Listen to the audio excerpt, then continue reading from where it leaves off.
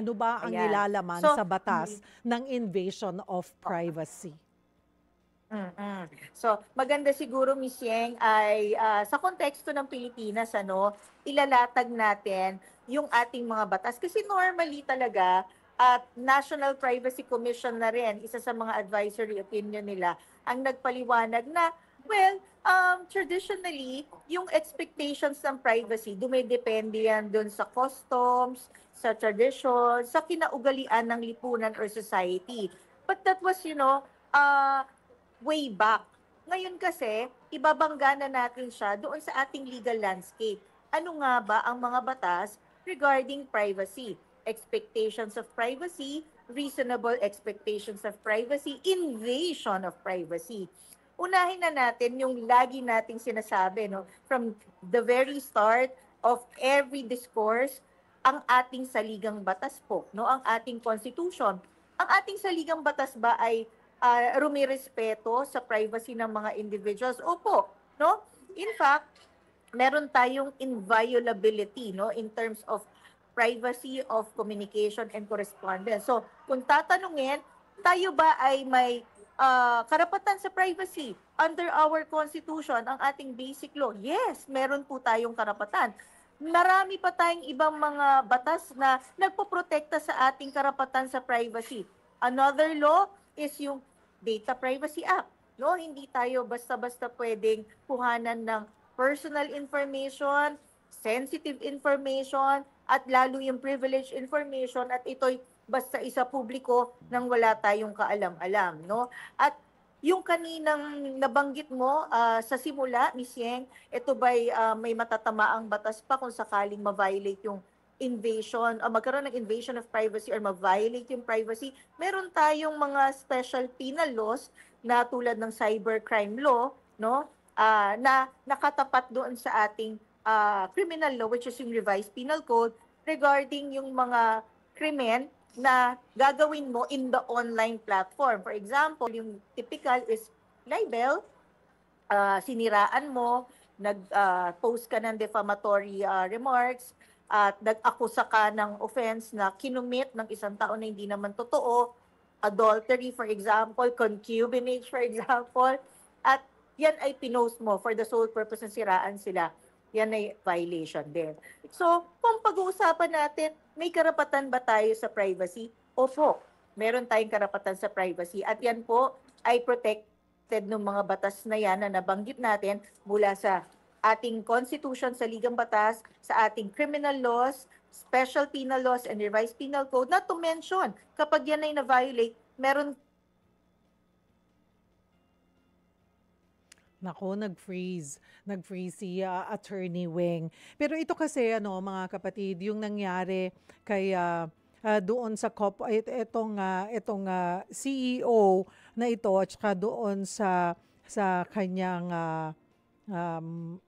sa kanyang co-worker, nangyari yan I mean, the our law, yung law na mayroon tayo dito sa Pilipinas doesn't apply sa kanila, no? It doesn't apply. But the thing is, kung kunwari, nangyari yan dito sa Pilipinas, sa Pilipino nangyari, kaya gusto nating pag-usapan yan, ano ba yung nilalaman? Sabi nga ni Attorney Weng ay may mga batas na nagpoprotekta sa ating privacy. Ngayon tuloy nakikita ko, 'di ba? Lately may mga photos kagaya yung mga photos na nakikita natin ng mga artista na nakikita sa airport, may kasamang ganito, tapos nakukuha na ng picture, tapos ipopost. Yun ba, may nilalabag tayo once na tayo yung nag-post nun? Kunwari, nagkataon na nakita natin silang nagkakape or magka-holding hands na tapos pinicturean, tapos pinost. Ayan. Ano ba ang habol doon nung pinost natin?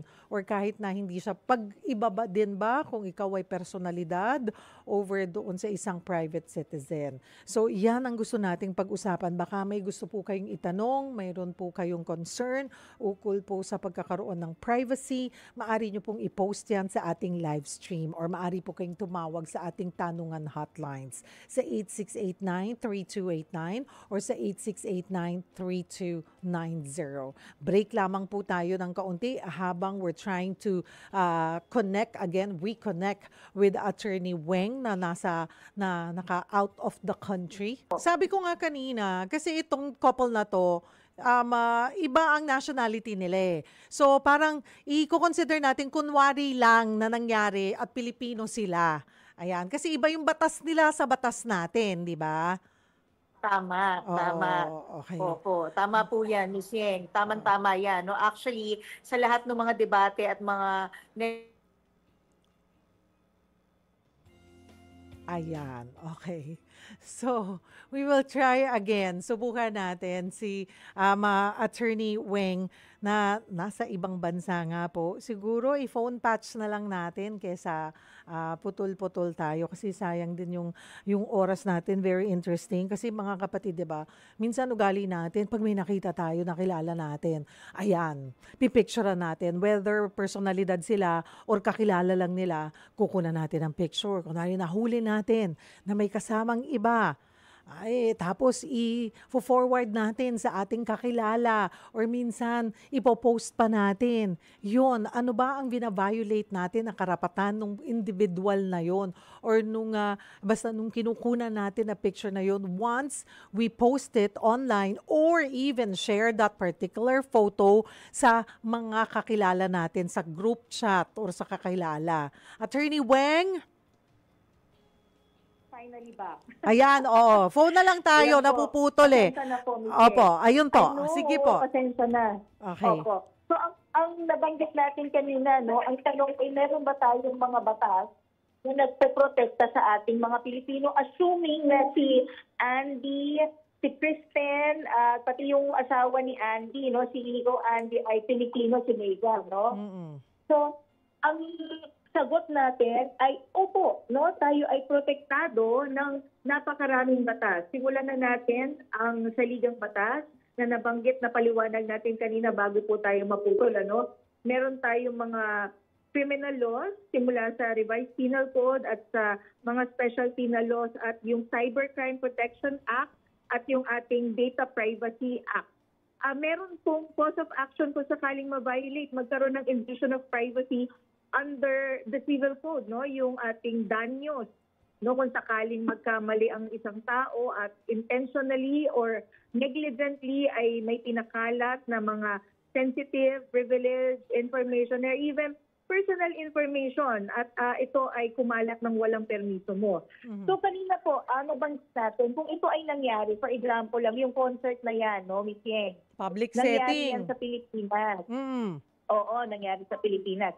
So, yan ba ay pwedeng maging cause of action ni Andy o ni Kristen, 'di ba? Para magreklamo, isu yung Coldplay, for example, o yung organizer ng concert o yung mga tao na nag-upload, nag-comment, nag-share, 'di ba? Mhm.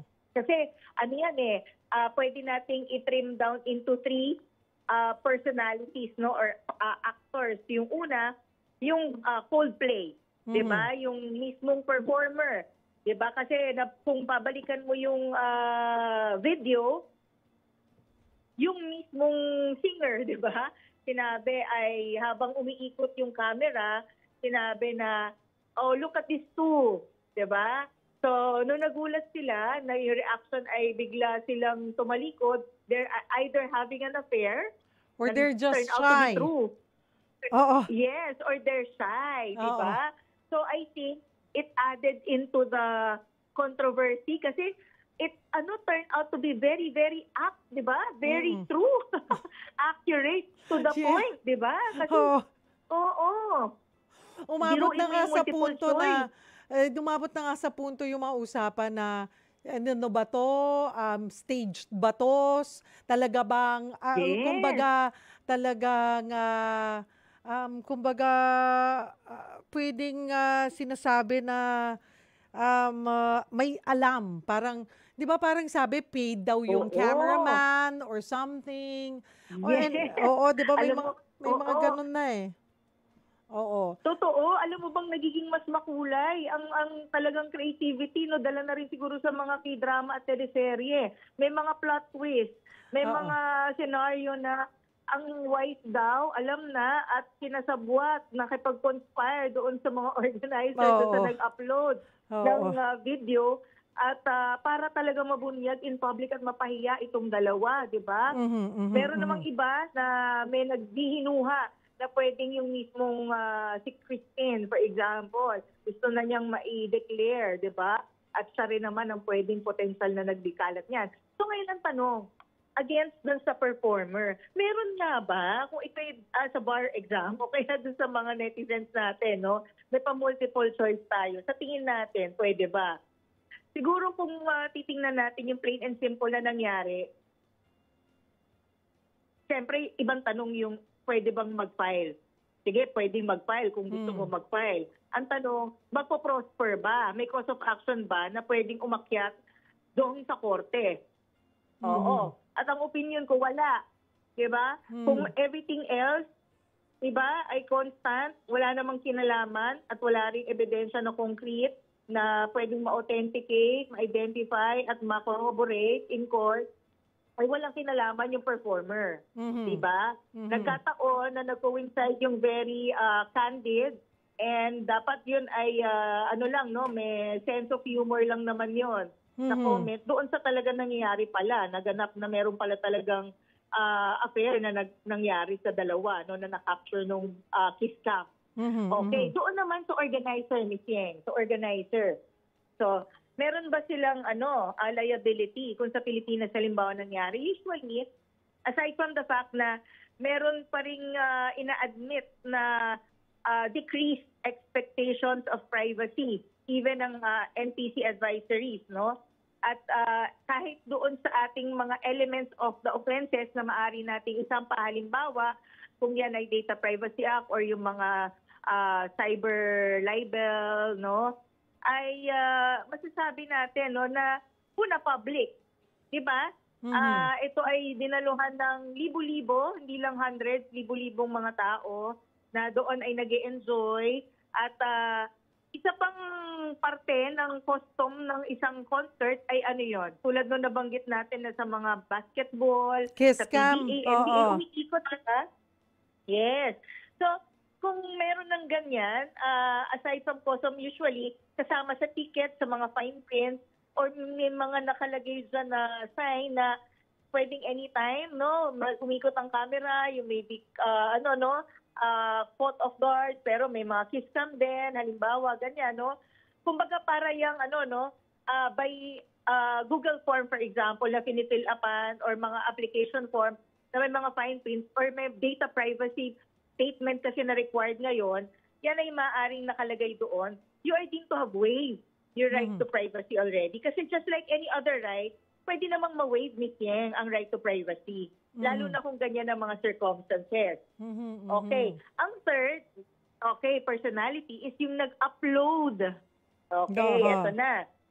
So for example, yan ay in-upload at kung babanggitin din natin yung ilan sa mga advisories ng National Privacy Commission, case-to-case basis kasi talaga, no? Pero meron na ring guideline na sinabi ang ating Korte Suprema para sa ating mga netizens on the responsible sharing, posting, liking, comments, posting your comments on social media, no? For example, yung Facebook. Kung yan ay pinroseso mo at deliberately may mga libelous statements ka na nilagay dyan, pinroseso mo na siya at pinost mo, shinare mo, ganyan, no?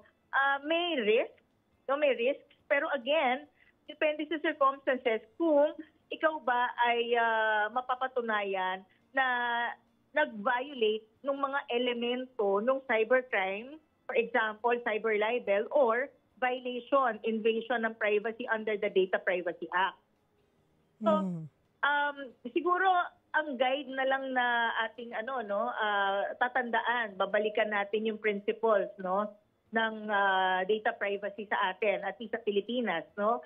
Yung principle ng transparency, ng proportionality at legitimate purpose, especially for organizers of concerts and public events like this, no?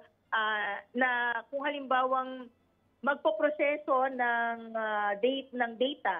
data subject, maging wary, maging cautious na una, ano nga ba yung processing, di ba? And ni-record ko lang kasi in-upload ko lang dun sa social media, is that already processing? Opo, no? Kasi ang processing, it's the act of collecting, gathering, recording, usage, storage, even disposal, erasure, altering, modifying. In other words, Ms. Yeng, lahat ng posibleng gawin sa iyong information as data subject is considered under the definition or ambit of processing. And that is why we have to bear in mind ano yung mga parameters, hanggang saan lang pwede. No? Ang nangyari kasi dito, it went beyond, no? Out of control na. Kumbaga, blown out of proportion. Kumbaga, kasi everywhere eh. Alam mo naman ng social media, matter of seconds. Yeah. May isang nag-upload, maya-maya na, nasa X, nasa Instagram, nasa lahat na. Pati nga Google, pag sinearch mo, nandun na silang lahat. Pati yung wife na isama na rin. At may biography na. Diba? Yung mga tao. So yung mga ganon. Grabe ano, nakakatakot na rin. Ayan, dun sa mga kapatid natin, ano. Pero, okay, ito yung concert. Pero let's talk about, like, na kanina na-mention ko, kasi nga yung invasion of privacy. May yung mga personalities, yung mga artista. Lately, may mga kinikwento, may mga nag-upload na, nakita si ganitong artista sa airport, magkasama sila, or magkasunod. Yung mga ganon. Invasion of privacy ayan. na rin ba yun? Ayan. Ibang istorya yan, Miss Yeng. Kasi, even if meron tayong decreased expectation, no, of reasonable privacy in public places, yung pagkuha-kuha mo ng picture ng kahit sabihin nating celebrity, no, public figure, na for the purpose of, kasi parang stalking yung dating, no, sinusundan mo for the purpose of paparazzi agenda, no, picturean, at hindi lang yon, hindi lang para i-collect or i-gather yung personal information na picture, no, images, kundi i-proseso, which is i-upload with your commentaries and conclusion. Kasi that's conclusion of fact. Nakita mo sila magkasunod sa airport, tapos may conclusion ka doon, di ba? Whether open-ended or rhetorical question, it steers controversy, di ba? And yung bang interest for the fame kasi, yun ang problema rin, ano? I think for our viewers and listeners, this is a very, very helpful guide and reminder. Sa panahon na namo-monetize na po ang ating mga content, let us be responsible, no? Digital platform users. For example, ay meron tayong potential na mai-upload. Iisipin po natin, no? We step back and think, sandali, siya ay data subject just like me. Ako ay data subject, no? Kami ay governed, kami ay protected ng mga batas sa Pilipinas. Ano ba yung sakaling mababiolate ko na karapatan niya pag ito ay kinuha ko? Okay, kinuha mo, walang problema, hindi mo pinalat. Pinicturan mo lang, gusto mo lang siyang i-store sa phone mo, di ba? Tingnan-tingnan mo kasi fan ka. Pero i-upload mo siya eh. Not to mention, gagawan mo siya ng intriga, di ba? Na siya ay merong ka-affair or meron siyang kasama, not necessarily ka-affair, pero nagsisteer ka na ng chismis, di ba, ng intriga. So that's something else. You're already encroaching on the person's privacy. For example also, nag-grocery lang, nagbi-beach, nagpa-party. Tapos makikita mo rin kasi sa angulo ng pagkakakuha kung talagang may intention, no, na bigyan ng kulay yung otherwise plain lang na scenario. So yun, pwedeng actionable din yun. But again, pag pinag-uusapan natin yung litigation, there has to be enough evidence, no, na kailangan ay corroborated din. Pero minsan, by the mere uploading and with comments, tapos sharing, not to mention, monetizing, may already constitute no yung element for damages. Yan. Mhm. Punta naman tayo dun sa CCTV po. Legal ba kung kumuha ng footage Ayan. doon? Ang CCTV kasi, Miss Yeng, no? Meron kasing justifiable purpose yan. Mhm. Depende sa Security. location at kung saan mo. In the same way, dashcam. No? Mhm. Sa CCTV footage, yung mga videos recorded from CCTV footage, ang unang tanong na sasagutin, yan ba ay admissible in evidence? Opo, yan po ay admissible in evidence. Ang tanong, paano siya magiging admissible in evidence? Mhm. May proper compliance po sa rules on electronic evidence. May tamang pag-download, may tamang electronic trail, may tamang pag-testify pagdating sa korte. Kaninong may-ari, ano yung technical specification, sino ang nag-record, sino nagpasa, sino nag-submit sa court. So lahat, no? Yan ay kailangang ipresenta at mag-testify kung sino yung may personal knowledge, yung nagme-maintain ng CCTV footage. Ngayon, hindi porket, for example, may affair, no? Ay kahit anong klaseng ebidensya ay admissible.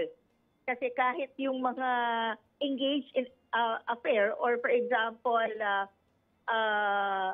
unlawful act, no? Remember, the constitutional presumption of innocence until proven guilty beyond reasonable doubt. So, yung proof beyond reasonable doubt na yan, isa sa mga evidence na pwedeng ipakita or ipresenta sa korte ay yung documentary evidence kung saan po papasok yung mga images, screenshots, CCTV video, lahat na recorded videos natin. No, properly authenticated, identified in court, offered as evidence. Pero kapag yan po ay nakita na kumbaga unlawfully obtained, nag-violate ng privacy rights, sure, maaari mo po siyang mai-submit, pero hindi siya necessarily magiging admissible, especially kung ang abogado ng respondent or defendant or accused will raise timely yung objection on the inadmissibility kasi objectionable yung manner of securing the evidence. So, yun po ang ating iisipin lagi, no, na hindi porket public figure or gumagawa ng sa tingin ninyo mali or unlawful, sige lang, no, basta kahit anong klaseng ebidensya, basta't maireklamo siya kasi hindi naman ho basta-basta dahil meron din proseso yung ating batas kung alin ang admissible at hindi. Plus, okay, ito yung mas matinding reminder, pwede pong mag-counter suit, no, or mag-counter action yung inyong tao na na-violate yung kanyang right, no, whether it's privacy right or yung right niya against yung constitutional presumption of innocence, no. So lahat merong balik. Kaya dapat po talaga mag-iisip po tayo, no, 100 and more times bago tayo gumawa ng mga bagay-bagay, no? Bago mag-record, mag-upload, mag-comment, mag-share, o even magdemanda. Ayan. Yung kanina na-mention ko, nakunan, kahit na hindi siya personalidad. Tapos yung picture, may kaibigan nyo, naku, nahuli ko si ganito, ganyan. Shinare ang video or post sa group chat. Yun invasion na yun of privacy, attorney. Group chat. Okay, group chat. So pag yung group chat na yan, isiniwalat in public beyond the members of the group chat, in-upload ang screenshot sa social media for audience not intended by the message, by the private message or the group chat members, yan po ay violation na. Okay, beyond that group chat, kung sa ibang group chat, kumalat na ng ibang mga group chat, pero hindi naman sa social media. Ganun din. Napagpasapasahan nangyari na yan maraming beses. Oo, na screenshot. Pinag-usapan nung isa, private message lang. Ipinorward sa group chat. In-screenshot ng group chat 1, sinend sa group chat 2, 3, 4, 5, endless na. So infinity, umabot pa. Diba? So, ayan ay actionable na. Kasi hindi naman intended audience yung group chat 2, 3, 4, 5, infinity. Eto po, maiba naman tayo dun sa invasion of privacy. Tanong din ng ilan, yung nakuhang video, attorney, pwede bang gawing grounds yun for Mm. annulment? Ayan na, oo, ayan, umuusog na tayo. Oo, pwede yan. Oo. Pwede yan, oo. Kasi syempre, meron tayong right na na-violate within marriage. No? Mhm. Si Andy, no? At si Maring Megan, no? So si Maring Megan, maaari siya mag-file kung halimbawa nasa Pilipinas siya, no? Kasi mas mahirap mag-secure dito ng degree of nullity, wala naman tayong divorce. Sa Mhm. kanila mabilis lang 'yan. Oo. Baka At bukas, makalawa, next month, oo. divorce na sila. Tsaka ang Oo, yaman na nung sa atin, wifey. may proseso. Ang yaman na Yes, nung oo, wifey ni no? Andy. Correct, dahil sa kanilang liquidation of property regime, no? Oo, For oo. example, dito sa Pilipinas gawin 'yan, meron din namang liquidation of property regime. Only that the process is longer because number one, we don't have a divorce law. Number two, yung ating available remedy maybe, no, depende dun sa mape-present pa ng other circumstances ni Megan. Hindi lang naman 'yan yung Coldplay concert kiss cam. Syempre dapat may iba pang mga circumstances na mapakita dun sa allegations ng petition niya for declaration of nullity of marriage, di ba? Na ito ay psychological incapacity, for example, or within 5 years annulment, di ba? Mm. So, mahaba-habang proseso. Ayan. Doon naman sa mga taong nakakaalam ng pagtataksil ng iyong asawa, yung mga co-workers, ayan, Marami nga umuusbong talaga. Alam mo, daming offshoot na ng mga fields of law, no? So, napunta tayo sa data privacy, criminal law, civil law, napunta sa family law, on divorce, on nullity, di ba, on annulment, liquidation of property. Ngayon punta naman tayo sa labor. Di ba? Oo. Dito, kasi di ba anong pangalan noong kanilang barkada, yung maganda yung ngiti, nakaka-intriga yung ngiti. Yung Oo. ngiting may alam. No? Oo. Tiga HR. Oo, at yung mga surrounding circumstances pa dun sa kanyang promotion as head of HR, ibang usapin pa yon, no? Pero kung halimbawa naman, merong may mga alam, itong si Megan, under Philippine laws, kasi emotional, trauma, no? Sa totoo lang, hindi lang yung affair, extramarital affair, yung infidelity, kundi yung the fact of the kiss cam itself, and it's spread all over. Imagine ang Pilipinas, masyadong may invested. Oo. So, halimbawa yan ay mag-file anti-VAUSI violation. Pwede. Isama yung mga tao na may kinalaman. So, kung sila ay naging instrumental doon sa affair, ay pwede rin silang madrag doon sa cause of action na ipa-file ni Maring Megan, no? Oo, lalo na yan kung may violation din naman sa work ethic, iba pa Yeah. yung labor law. Aha. Yes. Oo. Yung kinunsinti, magkakasama pa sila.